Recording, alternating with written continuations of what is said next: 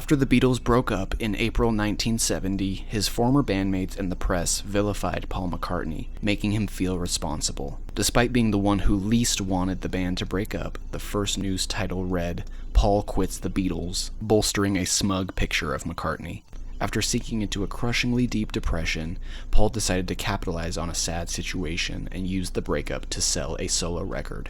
He retreated to his ranch in Scotland and recorded his lo-fi, proto-indie rock debut LP by himself, eponymously titled McCartney, which confused everybody, pissed off the other Beatles, and received poor reviews.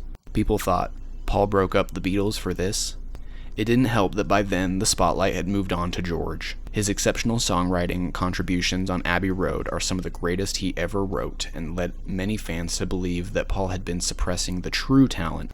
Around this time, the other Beatles had invested in a different manager, Alan Klein, which seemed to get them better clientele and opportunity for success in the industry. In November, George released his groundbreaking, critically and commercially successful, triple LP orchestra rock masterpiece with Phil Spector, All Things Must Pass. In December, John also released his critically acclaimed and widely beloved Plastic Ono Band. With critical pressure coming from every area of his life, Paul started to feel and act like the villain. He got aggressive on his next album, Ram. On Too Many People, Paul tries to set the record straight about who broke up the band. He accuses John. "That was your first mistake. You took your lucky break and broke it in two. Now what can be done for you?" John responds on How Do You Sleep with, "The only thing you done was yesterday," while George shreds one of the coldest slide solos I've ever heard.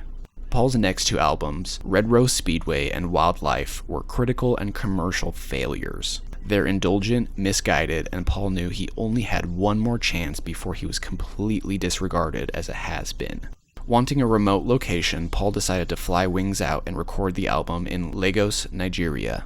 Paul could have been wanting to recreate what the Beatles' trip to India had procured 5 years earlier. Despite warnings against it and their guitarist and drummer canceling the week before leaving, Paul decided to press on through the grueling experience. EMI's recording studio in Nigeria was below their usual standards, to say the least. While they were there, Paul and Linda were robbed at knife point, losing money, personal belongings, and demos on tape decks. He went on to record almost every part of the album by himself from memory. During one take, Paul suffered a stroke-like bronchial spasm from anxiety and smoking too much. 50 years later, Band on the Run is still an impressively accessible album, featuring a focused 30-year-old Paul with something to prove. The album's steady pacing and concise structure are masterful, and all 9 tracks could have been a single. Band on the Run is an album about the search for freedom. It starts with 2 powerful songs about breaking free. The opening title track is an epic Beatles mode classic. The instantly groovy synths and atmospheric harmonies set a great tone for our imprisoned characters before the groundbreaking beat switch, huge orchestra break, and annoyingly catchy chorus. Jet is a great composition and showcase of Wings' sound, evoking their previous soundtrack hit, Live and Let Die. Bluebird and Mrs. Vanderbilt are both beautiful McCartney folk bops. The harmonies in Bluebird are some of his best, and I love the driving ho, hey ho in the latter. I love the shrieking guitar riff in Let Me Roll It, over its sexy smooth synth. Mamounia, an Arabic word meaning rebirth, and another beautiful folk ballad opening up side B, is super low-key, but honestly one of my favorite cuts on the album. I love the transition into No Words, which perfectly embodies the schmoozy sound of the 70s. Picasso's Last Words is wholesome granny mode Paul at his best, and interestingly topical, having been written only months after Picasso's death. The latter part of the track is a masterful medley of the previous songs that ties a nice bow on the album and prepares us for 1985, an awesome, bombastic, retro-futuristic finale.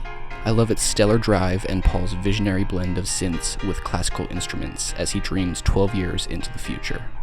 The album was initially met with an incredibly slow and lukewarm reception. At that point, just 3 years after the Beatles had ended, no one really cared about Paul McCartney. However, after audiences warmed up to it, the album topped the charts 3 separate times in 1974. It was proof of Paul's undeniably infectious songwriting magic. Though he could never reach the glory the Beatles once knew, Band on the Run represents the final word and the post-Beatles career victory. By 1974, the other Beatles were swamped in debt and lawsuits, largely due to choosing Alan Klein as manager.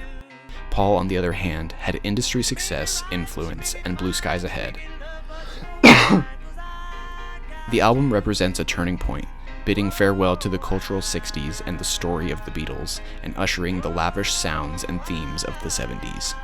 Once everyone heard this record, they knew there was no returning to the Beatles they had known in a past life. It's interesting to see how the Beatles' legacies have been evolving in the public eye for over 60 years. Just a few years ago, Peter Jackson's Get Back documentary monumentally corrected misconceptions in Beatles lore about individuals' contributions to the breakup, specifically Paul and Yoko's. In the information age, little details and insights into a story can change the entire world's collective memory of something, even 50+ years after it happened. It's important for audiences to have patience with artists as real people instead of idealizing them as a product within the collective narrative. Through idealizing them, we can misinterpret the intentions of their message and legacy. It can't be understated how impressive it is the way Paul McCartney carved through the media industry while balancing the way we perceive him with his own artistic vision throughout his entire life. Thanks for watching. For more content like this, hit like and subscribe.